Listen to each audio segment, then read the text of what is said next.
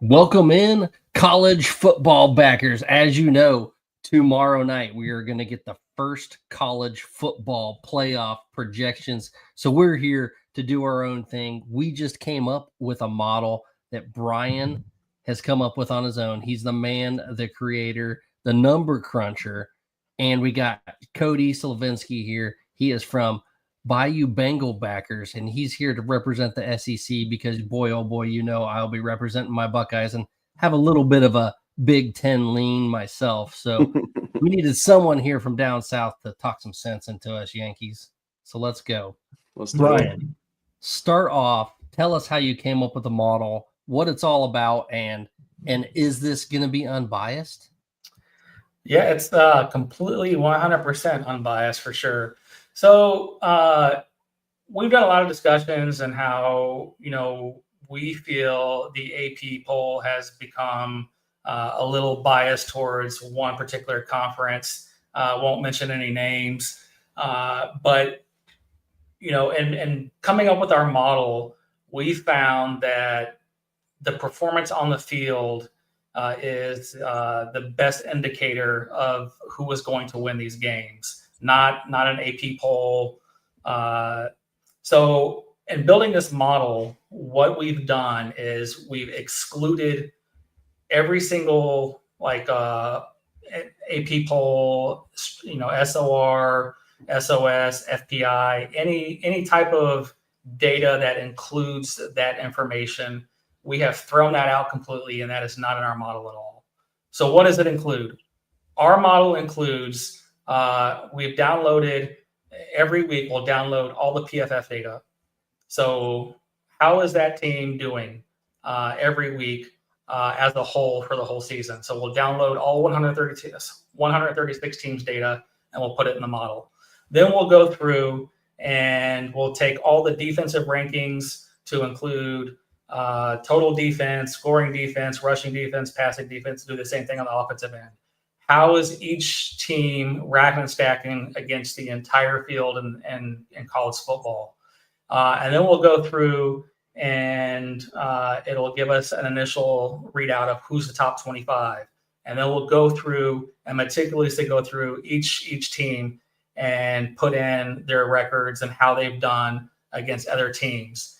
And it'll start to make a finite top 25. How do they do against their opponents and how their opponents do against their opponents?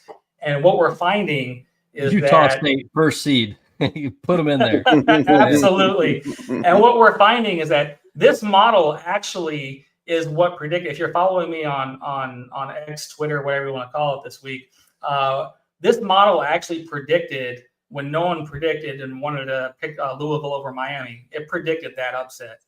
It predicted South Carolina would win over Alabama. We were 2 minutes away from that, but it predicted that. And it predicted a couple other things. So what you're going to see when you uncover these question marks, you're going to be like, whoa, this doesn't jive with what the rest of the world is telling us should be the top 12. Well, there's a reason for that. This is what the numbers are saying are the most 12 deserving, 12 best teams in America are right now, today. Things are going to change this weekend with some of the games that are coming up. But right now, today, as these teams stand right now, based off that model, this is what it's saying are the 12 best teams, the most deserving, based off the CFP rules that should be in the playoff today. So Steve, Cody, that's what we have with the model right now. So I'll let you guys take it from here. Before we get going, we're going to go from 12 all the way down to 1. I don't think there's a reason to do it any other way, right? Yeah. I think it's the best way. So we got a video that plays. I'll have to stop it a few times to, get 12. If we want to talk about it a little bit, check the comments, then we'll go next. But I did just receive a message for you, Brian. Okay. Your article has been posted on College Football Backers for your first article is probably going to be. I'm projecting it to be the top viewed article ever on our site. Just just going out there and saying it. If it gets shared to the right people and the right people see it and it gets passed along, there's going to be a lot of people reading that. Yeah, thank you. Don't want to steal the thunder here, but it's stolen, brother. It's stolen. Your thunder is stolen. I think what that article is saying is it's going to be the model, baby. It's going to be eye popping. But yeah, let's go forward. Let's see what our top 12 teams are. All right, let's get it in here. Here we go. Without much further ado. So, we do need to talk about how they're ranked this year because it's a little bit different than last year. Obviously, there's no first round buys for conference champions unless you're rated that high, right? It's the top 5 conference champions automatically get a buy. Doesn't matter where you're ranked. Automatically get a bid, not a buy. And then you're ranked you get the buy based on where you're ranked. So if you're in the top 4, you're going to be in the top 4 no matter what. Right? Everyone in agreement with that? We just read the NCAA's projection of what they're doing this year. A little bit different than last year, so don't get too confused. You're still going to get 5 conference champions in the top 12 no matter where they're ranked. All right? It's a top 5 ranked conference champions. Correct. Doesn't matter where they're ranked, but the top 5 ranked conference champions. Wait, who's the 5th conference? Any of the conferences. It doesn't matter what conference. It could be the AAC and the American that bumps out a Big 12. Okay, I got you now. That's how the chips fell. Gotcha. All right, so here we go. Let's start off. Drum roll number 12, please. When are we going to see it? I don't know how long it takes to get there. Do I have to hit play on this video? Yeah, hit play. I think it's like 10 seconds, and then it reveals each one. Man, we should have tested this. I thought it did it right away. Well, I'm in suspense. There we go. Suspense. More suspense. Oh, that would be because I have. There we go. I didn't have the video on there. That would be why. Okay. There we go. We got 2. We're stopping it at 2. Here we go. There we go. You got 12 and 11. Test it out for week 1. All right. You got 12 and 11. So we got 12 and 11. Why is 12 in there? All right. They are the highest ranked conference champion from outside the Big 4, basically. Yeah, and rightfully so. All right. So they're the 5th highest ranked conference champion projected right now. So, right? and we can discuss this later because I don't want to steal the thunder, but they did kick somebody out. So I think in our model, they were number 26 or 27, and they did kick somebody out. Oh, for sure. And same thing with number 11. They were a conference champion. In our model, they were, I believe, number 13, even though I think right now, it actually was pretty close. I think right now they're ranked number 12 in the AP poll. Yeah. But so they kicked somebody else out. We can discuss that later on in the show. So that's number 12 and number 11 right now. Yeah, and Bryson, no complaints. You just wait, man. Oh, yeah. You guys are going to complain. Just wait till we get a little lower in this bracket. There are going to be some complaints. That's for damn sure. And to be fair, I never thought that a team that lost to UAB would make the top 12. Just throwing that out there. All right. Now we're going to 10, which is hidden a little in the corner. So I'll change that icon, in future dates. But dun, dun, dun. So suspenseful. Georgia. Now, that gets a little wild, right? Yeah, it does. Yeah, right now, AP poll has them ranked at number 5, and our model has them ranked at 10. I don't know how you want to do this. Do you want to have a discussion now, or do you want to go through and? No, I think we have a discussion a little bit. I mean, there's got to be some type of discussion about why Georgia's at 10, why they're at 5. And so again, the model doesn't take into account into polling, doesn't take into it, which means your opponent's polling doesn't matter as well. And so we talk about Georgia. almost losing to Florida, which is not a good team, almost losing to Auburn. They should have been down 17-0 at one point, but for a controversial call right at the half, losing to Alabama. Does it take into account timeouts? Does the model take into account timeouts? I see what you did there, but no, it did not. It did not take into account the false timeout that Kirby. He was clapping, okay? Or how about catches? How about reviews that are catches? Yeah, and then no, and then so also Tennessee, right? So there's a lot of talk about Tennessee, Georgia 44-41 against Tennessee, and I think Tennessee, a lot of talk here lately about Tennessee not having won against a team with a winning record. So the model takes that into account. Who have you played, and who have they played, and it doesn't take into account if they were ranked or not. So see, that's why Georgia is ranked in our model at number 10. That's the thing that's hard. Like, because if you look at Tennessee, you're like, that's a decent football team. They haven't beaten anyone, but they've played with everyone. They haven't lost big to someone that they shouldn't have lost big to. So it's really hard. It's one of those. Yeah, their biggest issue is injuries. I'd like to see them match up against like a Nebraska and see what happens. Yeah. I mean, their biggest issue, though, has been injuries. Game 1 against Syracuse, they lost a player, it seemed like, every play in the third quarter. Mm-hmm. It was ridiculous. Losing to Oklahoma does not help them at all. And it probably does not help Georgia's stance either, with Tennessee taking a loss recently. So with them being at 10, I get it. And I mean, their future schedule does them no favors whatsoever. There's a good chance that when we do our final one of these, Georgia may not even be projected in. Yeah, they're safe by the bell a couple of times with some calls, questionable calls. I mean, right. Yeah, I mean, they still have to play a tough Mississippi State. They still have to play Texas, and then they still have to play, a rival and Georgia Tech, who's playing pretty good ball this year. So, yeah, you're right. There's a possibility they might not even be on the CFP board by the end of the year. Exactly. Let's go with number 9. I don't see anyone complaining in the comments yet, so we must be doing all right, or at least the model. Here we go. Going to number 9. Dun, dun, dun. Ole Miss. Yeah, I like them at 9. I really do. Do you think they're better than Georgia? Yeah, 100%. Even though they lost the game, I still think they're better. Really?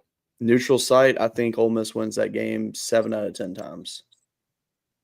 Wow. And that's tough, too. Yeah. Because where's the neutral site game going to be if they do play in the playoffs? Atlanta. In the playoff they play. Ooh, I don't know. I guess if would meet in the if playoff. You're talking about the conference championship. Yeah. Because that'd be the So I guess the only way they would play again, according to this, would be in Miami. So. Yeah, opposite sides of the. Oh, yeah, you're right. So, wow. All right. So that would be relatively neutral. I mean, about as neutral as you can get for those two teams. Yeah. All right. Let's go to number 8. I don't see anything I'm complaining about here. No. Well, here we go. You know what's coming next? Oh, trash! What the? There we go. This is where we get a little bit. What? There's the controversy. There's the controversy. All right, explain how this can possibly happen with the model. All right. So again, I did not tell the model what to do. I put all the numbers in. I put all the data in, and this is what it spit out. And I went through all the data and tried to rationalize it, and this is how I rationalized it. So I think everyone is going to agree, even the committee, that Ohio State and Indiana is 1 and 2. You could probably flip a coin and they're going to be 1 and 2. And then there's a big gap and then there's the rest of the field. Well, Iowa played Indiana 20-15. Mm-hmm. That was pretty damn close. And if memory serves me right, they even played it closer than Oregon did. I mean, it was 30 to 20. That's pretty good. And if you also look PFF, and I know I get it. PFF does have its issues. You know, you have an individual that's looking and grading and stuff like that. But it's apples to apples. PFF has overall Iowa at number 7. The data's there. The data's there, man. I don't think people are giving Iowa its flowers. As it sits right now, that's just what the data says. And we ran the model actually for Iowa against Oregon this weekend, and it doesn't have Iowa outright beating Oregon, but it does have Iowa beating the spread, which is, I think, 6.5 points or something like that. But the model doesn't take into account injuries. Am I correct on that? No. Well, I can put it in there for injuries, but I think Dante Moore is playing, I believe, right? Is he playing with a broken nose? I don't know. I don't know either. But without Dante Moore, Iowa wins that game. Yeah, no, absolutely. Which is, I didn't know he broke his nose. Oh my gosh. Well, I mean, I don't know if that was actually reported, but the way he was gushing from his nose, it looked like he broke it.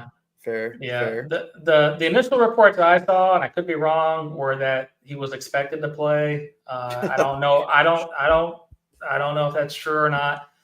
Anyway, but for a bad game, earlier in the season, who was it, to Iowa State? That's an in-state rivalry. It was 16-13. Iowa State wasn't a lot. Yeah. So, I mean, I don't know, man. We'll see this weekend how good of a team they actually are. But again, I'm not trying to be biased here. I put the same data for everybody. I was very meticulous about it, and this is what the model is saying. We'll find out. We'll find out this weekend if we're dumb or if we're prophets. So yeah. I mean, realistically, too. So I just read the report that Dante only suffered a bloody nose. It was not broken. Okay. And he's been practicing all week, so he should be good to go. So he's in. Yeah, so that's good for them. Bryson Blue says that one's bad news for me. I think the problem with Iowa is they've been here years before, and they always find a way to blow it at the end. Yep. And they were in the Big Ten West when that was happening. So now it's like, it's tough pill to swallow. But the teams that they lost to aren't bad teams. They haven't lost a bad game. The one-dimensional aspect of their just being a running team really makes me wonder if they can withstand the test against the big dogs to be an 8th best team in the nation. Do you have their stats on their passing? Yeah, I mean, Gronowski. Their passing offense is ranked what? It's low. I mean, Gronowski's completing 64.8% passes, 946 yards, 4 touchdowns, 4 interceptions. I mean, but he's also got 11 on the ground himself, so which he's a good quarterback. 11 touchdowns on the ground? Yeah. For a quarterback, that's fantastic this early in the season. Yeah, that's awesome. Yeah, that makes it different when you have a running quarterback that can score touchdowns like that too, because that opens the field a little bit more if you don't have a passing game still. That being said, how many rushing yards do you think he has with 11 touchdowns? Well, he's probably been sacked numerous times, so I'm going to go with 200. That's actually a very good guess. So I will point out he's been sacked 11 times for minus 58 yards. He's got 313 rushing yards on the season. 313. Yeah. So that's not a lot. Yeah. Short yardage guy for a touchdown, it sounds like. Yeah. Well, yeah. I mean, being sacked 11 times, how many yards did he lose in that? I mean, let's just say they were all at least 5 yards. Well, they're saying yards. Yes, 58.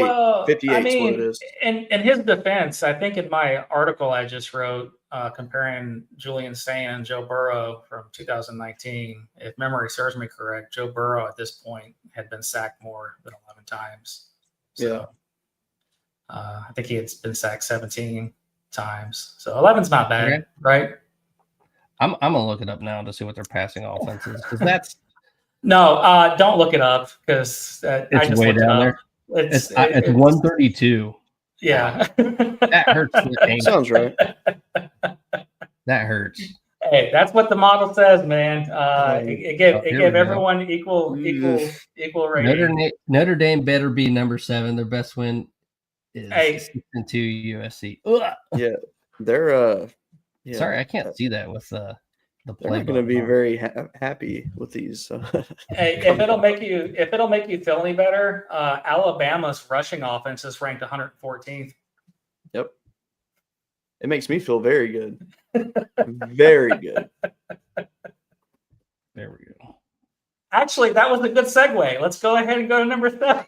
Yeah, you want to go ahead and do that? Let's do it. Sorry, I had to update this so I could at least get the comments on here.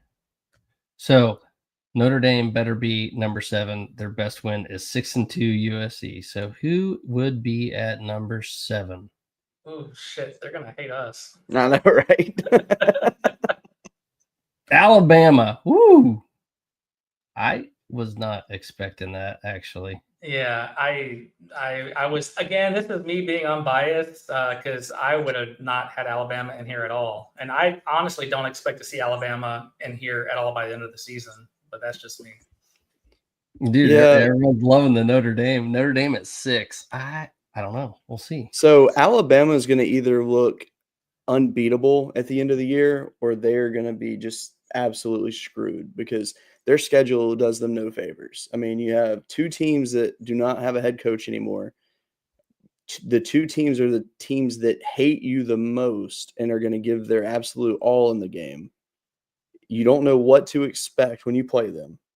OU is just a wild card. I don't really have much faith in them until Mateer is back to his form. But Alabama, with LSU, Oklahoma, and Auburn to close out the year, I mean, that's terrible. Did you notice that, though? It's Bama, Georgia. Yeah. I mean, it makes sense.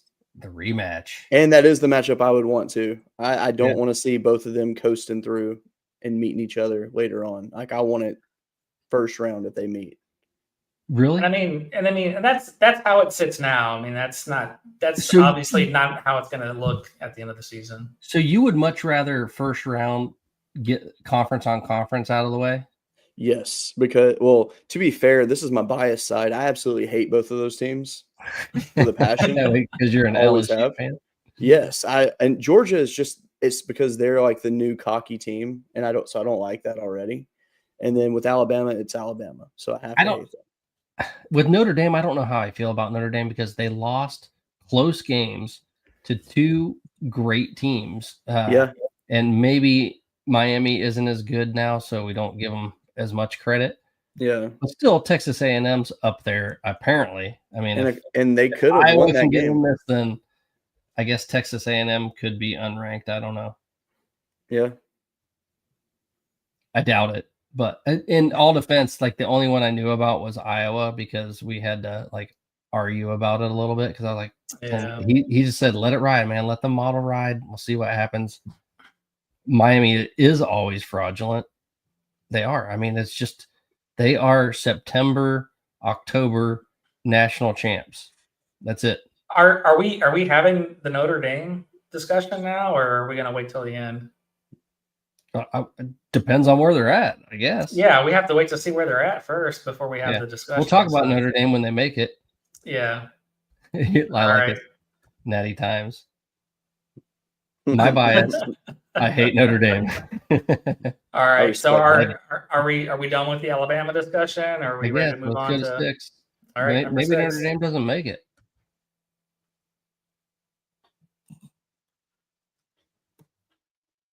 BYU. I kind of like that. I do too. I love it, actually. I kind of like that at BYU. Mike Bowser's he's a Notre Dame fan, so he wants Maybe Notre Dame's higher, dude. Who knows? Maybe Notre Dame's number one. I mean, you never know. I know BYU deserves their spot though for right now. They do. Yeah, for right now. This is again preface. This is how the teams sit right now. I mean, Notre Dame did get that USC win, so that gives them something. But I think you need more wins. If you already have 2 losses, we got Iowa in there with 2 losses. We don't have Notre Dame. Yeah, but it's a quality loss, right? Because those matter. And I guess the model thinks it matters. Yeah. Notre Dame loses to Miami. And again, I'm not trying to have that discussion right now. Notre Dame but loses to Iowa Miami. lost to Iowa State. Is that a quality loss? Yeah, but the Iowa State loss was bad. Sure, it's bad, but you play Indiana later in the season, 20-15. You've played Indiana, who is barn burning everyone the closest. You've almost beat Goliath. Like you, that counts for something apparently, according to the numbers. That, and again, when you input all the numbers and the PFF and who they played and all that data, that's what it spit out. And it must not be far off because all the teams that we're putting in here is getting damn close to what everyone else is saying. So apparently it's what it's saying is that Iowa's not getting its flowers. What are we calling this model? I came up with something for you. I don't know if you like it. I mean, you created it. It's on you to have the ultimate name. Unbiased Prediction Ranking. Yeah, you said that, and then it was UBS, and then it automatically made me think of IBS, and then I said UPR. Now I changed it. The UPR. It's UPR. Okay. Yeah, right. I changed it for you so it wasn't close to IBS. I don't know what your like infatuation is with the upper echelon of rankings. So UPR, huh? I can dig that. Actually, it's kind of like NPR. Yeah, just more excitement. Yeah, there you go. But then when I thought of UBS and IBS, I was like, well, it probably would make SEC fans have to go to the bathroom. I don't know. It might, depending on. Well, so far it looks good. There's 2 SEC teams in, 3 SEC teams in. They're doing good. So holy hell, you got 3 SEC teams in here. Yeah, it's like and 1 Big Ten school. What the hell? All right, where are we at? FTAP up for interpretation. I got it. F the AP. Gotcha. Oh yeah. I like that. I like that. All right. USC's biggest win is Michigan or Nebraska. Yeah. So we got BYU, which they have a big game coming up, right? Yeah. So we have BYU at 6, and where are they at in the AP? Just for shits and giggles, they're at number 8. Yeah. They're 8 right now. So our model is giving them a little more due than what the AP is. Giving the due to BYU. Here we go. There you go. All right.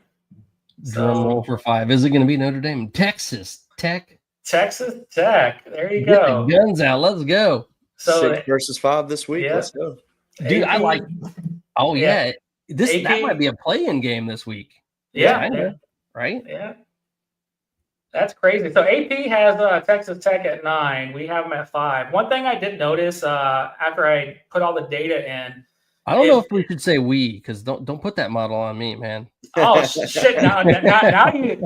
Well, if this starts to come to fruition, if it's good, then I'll take credit for it. Yeah, if it looks good, you'll take all the credit. If you're a big data nerd like I am, and you're into PFF, and you're looking at all the stats, like on CFB and NCAA and stuff like that, one thing you will notice is that Texas Tech, their front line, man, they're like rated top 5, top 10, and everything. They're good. And their one loss was to Arizona State. In overtime, right? Is that what it was? No, it was regulation, but they didn't have a quarterback. Yeah. Well, they lost their quarterback against Utah and then spanked them. Hammond went ham. Yeah, he did. If I'm not mistaken, Texas Tech's quarterback is now back, though, so they should be good. Yeah, so this is going to be interesting this weekend between those two teams. That'll be a fun game to watch. So again, I think Mike bounced out of here because he wanted Notre Dame in here. Oh, geez. No more comments. After they didn't come in at 6, he was like, "Forget it, they're not in." Oh, he didn't think we're going to put Notre Dame in the top 4. I'm guessing not with 2 losses. Jeez. But anything can happen, man. I honestly don't know. Like the only thing I knew about was Iowa. So all of this is a surprise to me for the most part. I mean, I know you're going to have Indiana in here. I know you're going to have Ohio State in here. I'd imagine you're going to have Texas A&M in here. And Oregon, I guess, has got to be in there. I guess we'll see, huh? Tennessee will be number 2. Tennessee? Yeah, they're going to be number 2. And you're the only 10 I see. They have a lot of quality losses. Yeah, you got to get in there with the quality losses. I mean, realistically, had Tennessee beat Oklahoma, I think that they would have snuck in. Possibly. Or have been at least in that 13 to 15 range. Been close. A bubble. Yeah. Yeah. I'll give you that. Morton is back and playing for Texas Tech. Yeah. The dude is back. Oh, Bryson always writes the Big 12 articles, so he's on top of it for the Big 12. Absolutely. We got to lean on him for that. We should probably have Bryson on here next time. Get all the conferences represented. Yeah. I don't think we have an ACC writer, like just specifically ACC. All right. We have Dominique. All right, let's get into 4. Let's see who it is. All right. Who's number 4? Holy dog shit.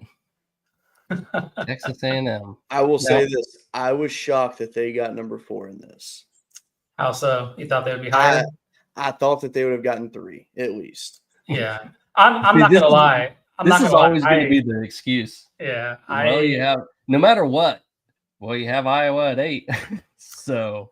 Yeah, I thought so too. I thought like the eye test, I thought they would be higher. And then I went back and started rationalizing, and you look at like the Auburn game, it was 16-10. You look at Notre Dame. Notre Dame was 41-40. And we'll get into the Notre Dame discussion and what the model thought of Notre Dame. You look at Arkansas. You look at Arkansas. Arkansas 45-42. Yeah, too many shootouts. It doesn't look good. It wasn't just that. It was the margin of victory as well. How close it was against some of these teams that maybe were the model thought was a little lower in the totem pole. So I think that's what edged the next team up just a little bit higher than Texas A&M. Do I think Texas A&M is a great team? Yeah, sure. I absolutely eye test. Absolutely. I'm not taking anything away from that team. They're a great team, awesome defense. Do I think they have a chance at winning a national championship? Absolutely. I'm personally not taking anything away from them. All I'm saying is that the model right now is saying that they're just what do they have them at? They had them. It was by a comfortable margin actually that they had number 3 above Texas A&M. Okay. And I think it was because of those 3 games. Yeah, I know. I'm not arguing that at all. I agree. Do you guys agree with this? The committee will put Indiana and Ohio State on the same side of the bracket. I think it really depends on how things play out, though. That's the problem. Like first bracket, yeah, probably so. I mean, because they'll probably be 1-2. But going forward, I mean, things play out like this. I mean, they're going to play each other. Yeah. So at that point, one's going to go to at least probably 3, and then it'll separate them more than likely. I don't want to see them. You're right, because they'll in the Big Ten championship game, they got to play each other. If they play each other, you got to remember, the committee is going to view those conference championships as a de facto playoff game. There we go. So, I have seen Bugsy's daddy use AZ Buckeyes graphics. AZ Buckeyes graphics are off the hook. He helps us a lot, and they're ridiculously good. So go follow him if you don't. His Twitter followers have gone through the roof too, and he's with us as part of Buckeye Backers. So love having him, man. His graphics are on point. Yeah, everything he does on Twitter is great. He's even getting more into some statistical stuff now too, I've noticed. Yeah. Yep. All right. They are 4 and Notre Dame lost by 1. That's a fair argument. That is a fair argument. And they lost to Miami. But I think you'll see Notre Dame creep up there, I would imagine. Oh, for sure. You also got to realize, you lost all those games early on. Yeah. You got to kind of prove yourself, because this is more of a statistical model too. So there's not too many teams in here with 2 losses. I mean, yeah, you could argue that they deserve to be in there instead of Iowa. I'll give you that. Yeah. My guess, we'll have the Notre Dame discussion. And again, this is how it sits according to the model right now. My personal guess is that we're going to see a lot of attrition again in the SEC. We're going to see some attrition in the Big 12. My guess is if Notre Dame beats Navy, if they win out, it's more likely than not that this exact same model here is going to have Notre Dame in at the end of the season. Well, that's also true. He said they suck early in the season, and that was kind of the same thing last year, and they brought it on. So it's just harder to come back from 2 than it is from 1 like last year. Yeah. And especially your schedule didn't do you any good. It helped having USC rated now. That definitely helps out a lot. But the rest of your schedule, not. Pitt's looking better. Pitt should be like a fringe top 25 team. Yeah, I mean they're 7-2. Yeah, and that'll show up in the model too. As USC does better, as Pitt does better, that'll show up. It'll all end up in the wash. So if they went out again, as the SEC starts to have some attrition, as the Big 12 starts to have some attrition, I fully expect, as long as Notre Dame wins out, at our final show, we will have Notre Dame in this model. I have no doubts about that. Anyone have a guess who's at 3? Do you want to go into the Notre Dame stuff now? Because I don't think Notre Dame's going to be 3, 2, or 1. Yeah, sure. Let's go for it. Sure. So we can do that. So Notre Dame, of course, they lose the first game of the year to Miami. And everyone was all big on Miami, a couple weeks ago, and Miami starts losing. So the model didn't like that. They lose by 1 point to Texas A&M, and of course the eye test and with the AP poll and stuff like that, that's a quality loss. But the model doesn't take that into account. It just takes into sheer numbers, and there is some weighting in there. And Notre Dame does show up. What do we have? Notre Dame is 19. In our model. So it's not like the model doesn't like Notre Dame. They were just outside of the fringe. So they're lurking and they're here. It just didn't like that. And how can we compare them to Iowa? How do you mean? Like they're both 2 lost teams. Right. Iowa so the biggest thing for Iowa are the metrics. So here, let me pull it up. So the biggest thing we talked about was with Iowa playing what some are going to argue is the number 1 team in the country in Indiana. Playing them, they played Indiana the toughest game. You look at Indiana's schedule and who they played so far. That's the tightest that they've played anyone all year. So that's number 1. If you look at the PFF metrics, Iowa is ranked number 7 right now. Notre Dame is 10. And I know that's not far off, but when you start putting in other metrics like defensive metrics and offensive metrics and stuff like that, that's just what it spit out. It spit out Iowa at number 8 and Notre Dame, at 19. Both 2 losses, but that Miami loss just looks really bad. And Texas A&M, that's a good loss, but that loss against Indiana, and also you played that Goliath the best. Out of all the teams that have played, even Mhm. Oregon, out of all the teams that have played them this year, you played them the tightest.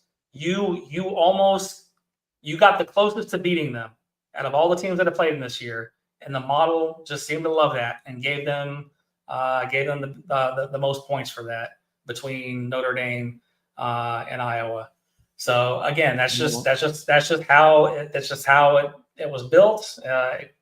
Is it wrong? Maybe we're wrong, but maybe there's an argument to have a quality loss adjustment.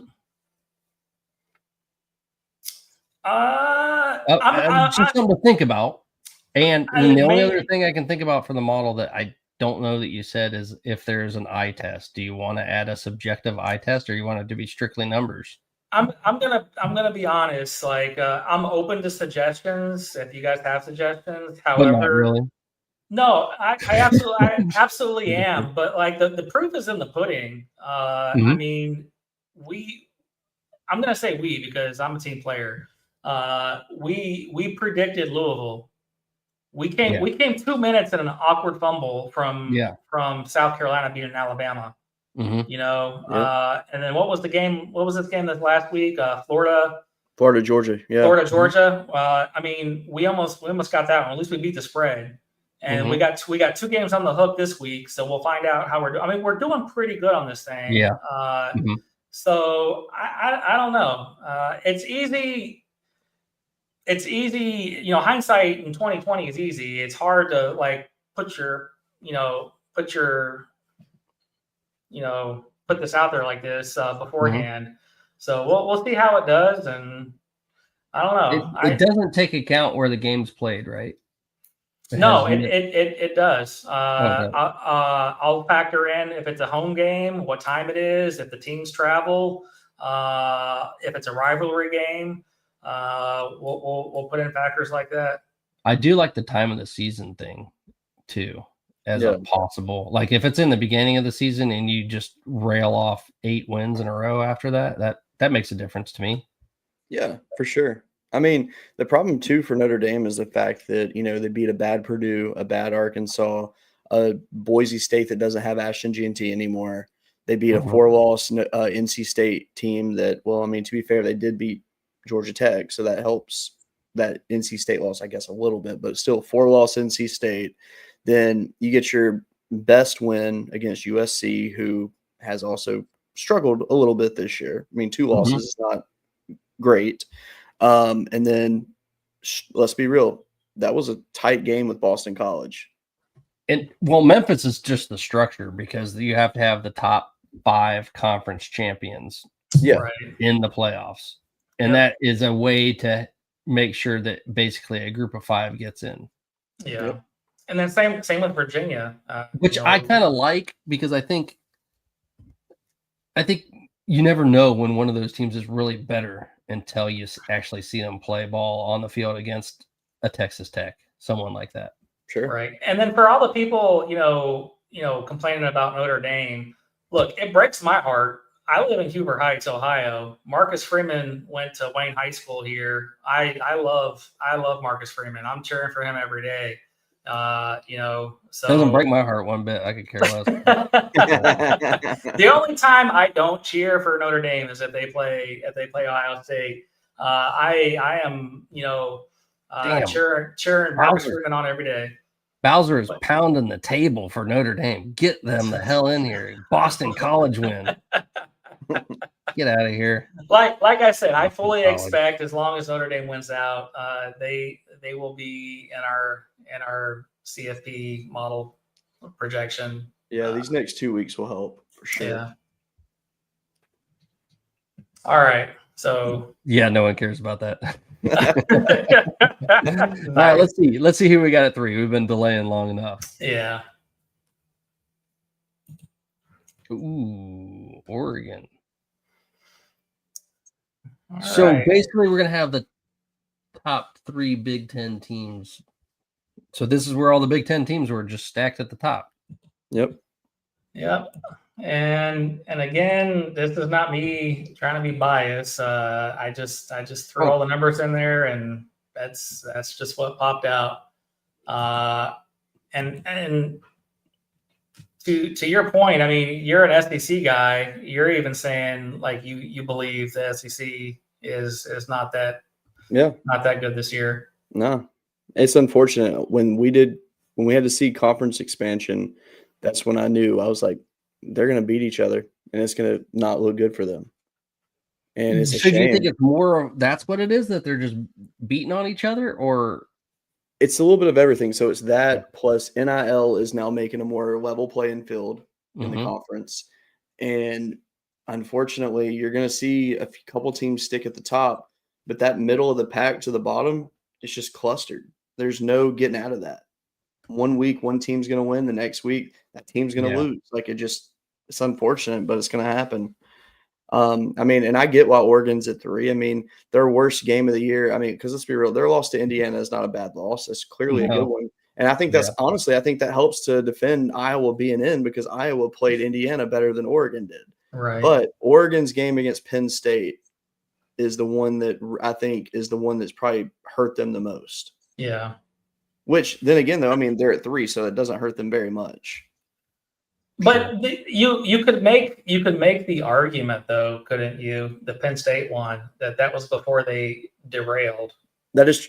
I feel like that is the derailing game, actually. So it was all down. That helps. Yeah. But they didn't play anyone before that. No. That's fair too. To be honest, I mean, Penn State didn't play anyone. All right, so you think that there's anything different than Indiana at 2, Ohio State at 1 than the AP poll? I mean, I think you can make the argument for it, because I feel like absolutely you can make Indiana's win over Oregon and Indiana's win over Iowa is better than Ohio State's win over Texas, according to the poll, is what I'm saying. Oh yeah, where was Texas in the top 25 in the model? Texas is 15. That sounds about right. Yeah. Texas is coming on too. All right, let's see. Yeah. What do we got at 2? Indiana or Ohio State? We'll find out next after this commercial.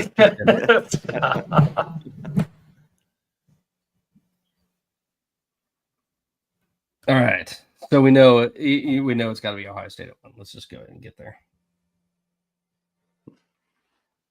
All right. Yeah. And I'm gonna number 1, right? And I'm gonna say that personally, my personal self, I wanted to see Ohio State maybe at 2 or 3. For the motivational factor? Yeah, just for the motivational factor. I didn't want to see them at 1. I personally hope the CFP puts them at 2 or 3, just for the motivational factor. I don't like them sitting up there at number 1. Just personally, that's just me. But that's just what the data says. And I'm looking at Indiana's, their schedule, and you look at, Old Dominion, Kennesaw State, Indiana State. Mm-hmm. I mean, they've also played, UCLA, Michigan State. They played Iowa really, really tight. They played Oregon, 30-20. I don't know. I mean, Indiana's a great team, and all the metrics say they are. And then of course, obviously I'm probably a little biased, but then I look at our schedule. Yeah, we played Texas and we played them 14-7. But you go down and you look at Grambling, and yeah, that's an FCS team, but Grambling. What is their record? I think it's 6-3 now. They just beat the number 11 team in FCS. You look at Ohio. Ohio's like, what are they, 6-3? They beat a West Virginia team that just beat number 22 Houston. So it's not like that's a cupcake team. Ohio had a crazy schedule, though. I think they played a bunch of group of 4 teams. Right. And then you look at, we beat Washington. We beat a good Washington team 24-6. Yeah. We beat a good Minnesota. I'm sorry, but Minnesota's a good team. We beat a good Minnesota team with a winning record 42-3. We beat, Illinois. Illinois has what, three losses mm-hmm. to Who are those losses to? Indiana, Ohio State. Who's the other one? USC? No, they beat USC. No, they beat USC. They lost to Washington. Yeah, they lost to Washington. Right, yeah. So which also should be is a rated team now. I think they're 25. Yeah, right? Washington is a rated team, and then of course we beat Wisconsin and Penn State. I think I just added it up. All the teams that we beat, the winning percentage is almost like 61%. And I mean that's ridiculous. Mm-hmm. It's better than it looks, on paper, just because a lot of the middle of the road Big Ten teams just aren't ranked, and they never get ranked. Well, that's my point. That's why you take out the polling and you just put like how they're doing. If you actually look at where they're rack and stack, like in Ohio, a Washington, a Minnesota, an Illinois, where they rack and stack in offensive and defensive rankings, total defense, scoring defense, offense and stuff like that, where their quarterbacks are, stuff like that. They're actually pretty fucking good teams when you compare them to SEC teams. They just don't have an AP number in front of their name. That's the difference. And that's why I did this whole model system, was to remove that whole thing. How are these teams actually fucking in the preseason? I think it's the preseason that really, really throws everything off. Right. And of course, it's hard to build this model in the preseason because you need data points. I honestly think, everyone's dogging a little bit on Indiana.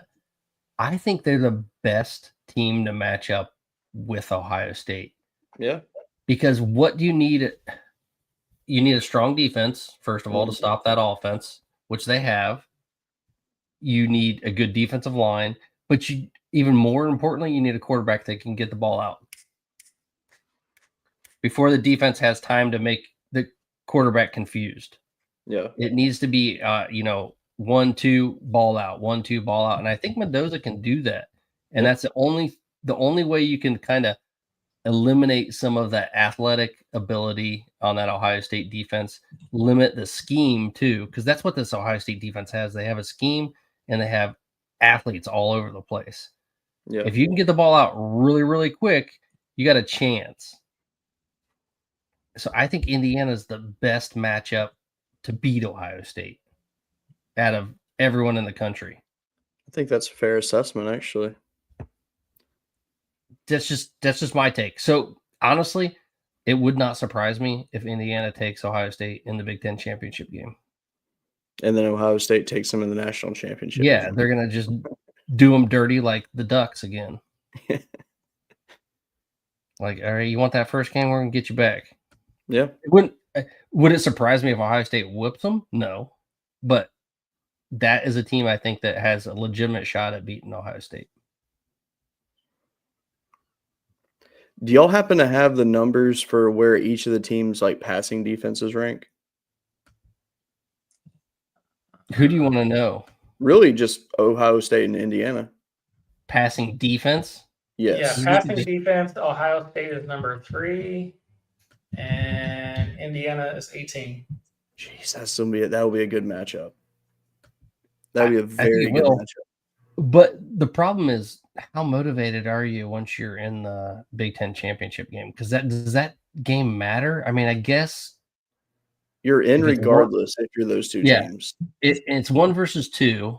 Obviously, you want to win the conference championship, but is this like a situation where you start resting people early, or load management? Like, I don't think Cignetti would do that. That dude just likes to win.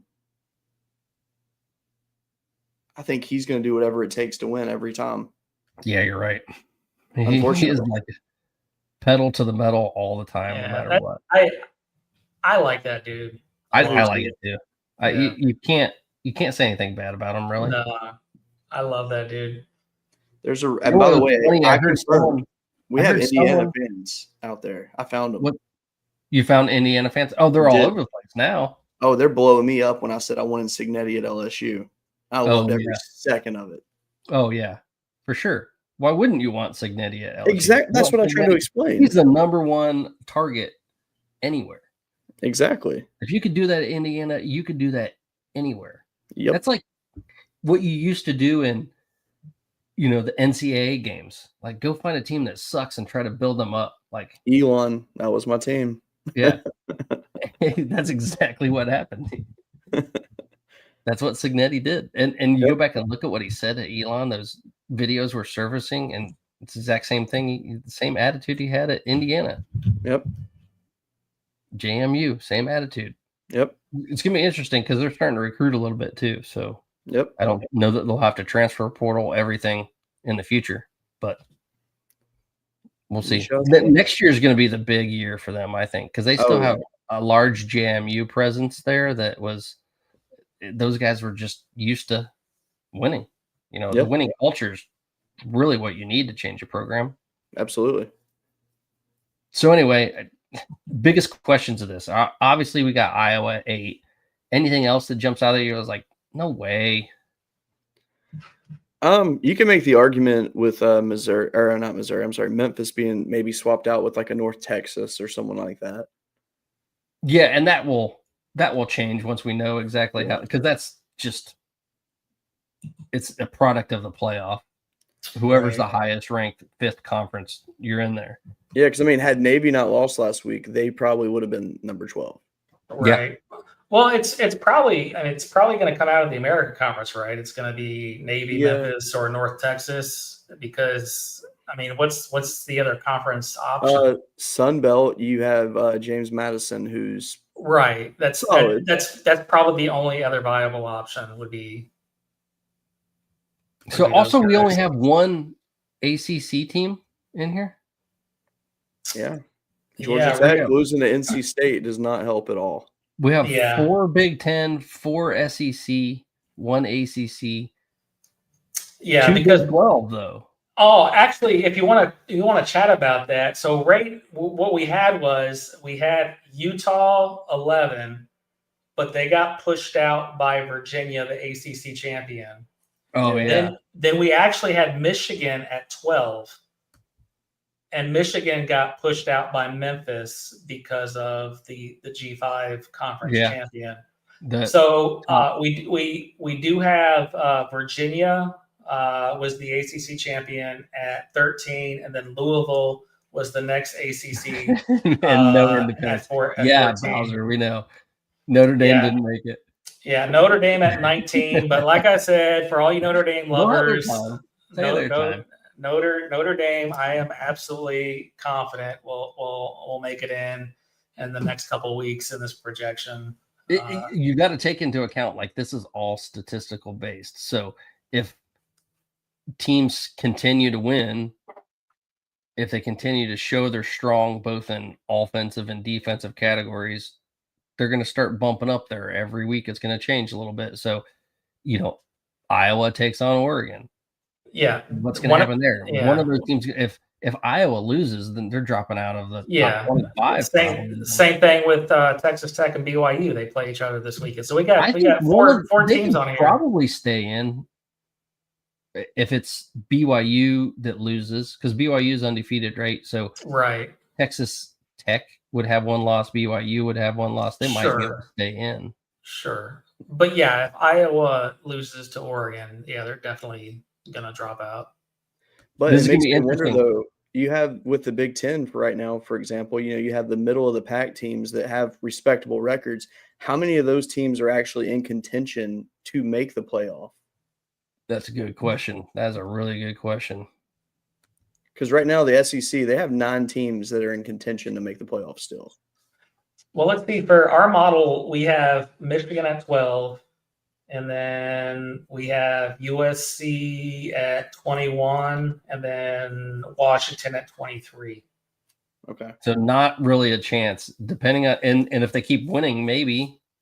Yeah. I mean, Michigan's definitely got a chance if they went out. Yeah. Well, sure. If they beat Ohio State as well. I mean, So 5 teams in. If they beat Ohio State, then that actually helps the Big Ten. Yeah. But then you're looking at What happens if Iowa beats Oregon, Michigan beats Ohio State at the end of this? It's a clusterfuck. If Michigan beats Ohio State, Ryan Day needs to be locked out of the building. No way. It's that I'm saying it would be that embarrassing this year. I feel like Michigan is so far below Ohio State. It's not. Yeah. They were last year, though. Yeah, but I feel like this Ohio State team is better this year than it was last year, and I feel maybe we do need to get Mike in here. We need a Notre Dame representative. I feel like this year's Michigan team is not as good as last year's Michigan team, but this year's Michigan team is just overachieving. Yeah. USC at 21. What? Wait, where was Notre Dame? Weren't they at 19? No, we have Notre Dame at 19 in our model. I'm putting my objective hat on right now. Come on, Bugsy. Well, I mean, to be fair, too, USC in the AP poll is at 20, and we have USC in our model at 21. Notre Dame in our model is 19, and the AP. There we go, Joe. Get in here, 10. Joe Lewis. Notre Lame. Notre Lame. I love it. Oh, this is good, man. I like the model. I like that we're starting something different. And by we, I mean you. So this is great stuff, man. Love it. Absolutely love it. I think we got to get off here and go get your article spread around to everyone because interesting comparison. He got the stats to compare Joe Burrow and Julian Sain. So when that gets posted and you're on here, you better read that article. It's probably worth a read, especially if you're an Ohio State fan. Huh? Go to the website right now, get the link, and just paste it into the chat on StreamYard. It'll populate to every streaming. Yeah, it's right there. Yeah, it's mind Damn you for being smarter than me. Like these stats are mind blowing. It's going to show me. I got to get the guy to change it. Damn it! I forgot. Since it's your first article, it's going to show me as the writer. Unfortunately. Oh, Stephen Leonard. Damn it. I definitely didn't write that. It's all good. It says in there that I wrote it, so it's fine. It's not a big deal. I don't care. Wait, Justice Haynes is done for the year? Oh, yeah. Wait, what happened to him? I had no idea. He had foot surgery. Oh, God. He was having a good year, too. All right, yeah, they're done. They're no hope. This is awesome. But to Joe Lewis. Joe Lewis doesn't pay taxes. What's that? His response to saying Notre Lame. Oh man, I agree with that. I mean, I think he's gonna have to do something though against a big team. I think the guy that catches passes from saying has a better chance to win the Heisman. That's true. Yeah, but Love just had a couple games this year where I was just, He also had some very good games. Don't get me wrong; he's fantastic. Is it 11:30 already? I can't text him to say, "Hey, can you correct the author on this?" We won't spread it around until tomorrow morning. Then. Oh, I was going to post it now. I don't care if your mug's on there. I think the world needs to know that Julian Sain is a better quarterback than 2019 Joe Burrow. I just don't want to get credit for your brain. No, it's fine. Like I said, it says in there that I wrote it. It's not a big deal. I just think the world needs to know that Julian Sain is a better quarterback than 2019 Joe Burrow, and the numbers absolutely back it up. I mean, it's there in black and white. I compared going through 8 games, 2019 Joe Burrow with 2025 Julian Sain. You just read the fucking article. Like it's not even close. Like even raw numbers, like looking at the deep ball. I mean, it's mind boggling. When I looked at it, I was like, I thought like I solved a cold case. I was like, what the fuck? I'm not even joking. Like I know I put that long tweet out, what was it? Like a couple weeks ago, kind of playfully comparing them. initially, but yeah, like it's crazy. Like just read the article. It's crazy. I'm not going to do it justice explaining it, but like it's like the numbers are mind boggling. I think when people read this, it's going to be eye popping to people. I like the way this went. I like the way this first show went. Absolutely. Go read his article that has my name on it and spread it around, and I'll get some credit for what he did. So I'm going to trash you, by the way, when I share it tomorrow, but it's nothing personal. I'm going to do it to generate views. Absolutely. Please do. And that's how I'm going to do it, because obviously the LSU fan base, they follow me. So I'm going to be like, yeah. Oh, Owen's up in here. Owen is the Buckeye, Badger backer. Sorry. But he is a little bit of a Buckeye fan too. I genuinely hope that he gets to celebrate football soon as a Wisconsin guy. Like, that's terrible year for them. Poor guy. I mean, it's been terrible for a lot of teams that have traditionally been good. It's been a terrible year for Penn State, terrible year for Clemson. Wow. There's just teams falling off the face of the earth this year. Yep. Did you see Dabo, by the way? He was raising hell on the sidelines. You could hear him on the mic. Damn. Born in Wisconsin, raised a Buckeye. That's always fun. Yeah. Owen is late. Late to the party, Owen. Show's about over, brother. Thanks for coming in, though. Hey, enjoy, everyone. We're going to be here doing it every week now, every Monday night. Cody, you in for that? Absolutely. You down for our SEC bias? Absolutely. You got to get more bias for that SEC, though, man. You're too much in agreement with us. Like, I know. Unfortunately, I am, because they haven't given me a reason to be biased. The more I was thinking about it, I was like, God, it's so bad. More worried about LSU. We'll see what happens with LSU. Oh, speaking of LSU, I got you. Did you see what the model predicted? I did. I love that. Oh, yeah. I do. I love that so much. Did it predict a complete upset or just no? It predicted an outright win for LSU over Alabama this weekend. It makes sense. Yeah, no, absolutely, it makes sense. And honestly, here's a spoiler right here. Who says LSU's out of the conversation for the playoff? I think LSU's governor is going to coach the team. Hey, bring it. I mean, at this point, might as well. I mean, but no, LSU has Bama and OU left on their schedule. If OU also beats Bama, yeah, man, and LSU wins out, they could. I haven't checked. I haven't checked, but do they have a shot at making it to the SEC championship game? I mean, it would take a miracle.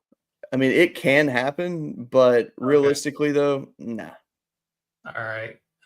I feel like the SEC is going to be a big old cluster at the end, because like it's going to be a bloodbath.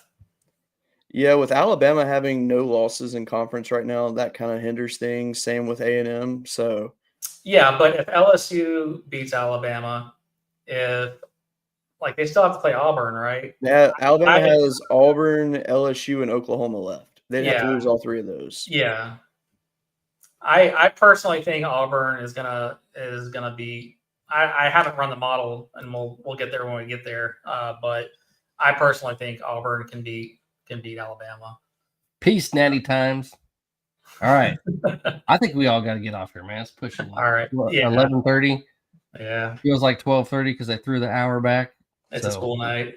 It's a school night. All those things. They're a great show, man. Hey, we're doing this again every week until we determine who's in the playoffs, baby.